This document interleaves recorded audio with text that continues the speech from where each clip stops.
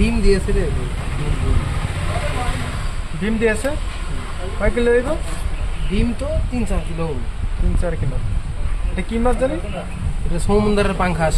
Pancras. এখন কি piece করবে? পিস করে কাটা বেচতে হবে 200 টাকা কিলো। বাবারে রক্ত ভাই, ব্লাড। পিসাটা দেখেন, পিসাটার সাইজ কি দেখেন। এটা তো 750 গ্রাম হবে পিসাটা।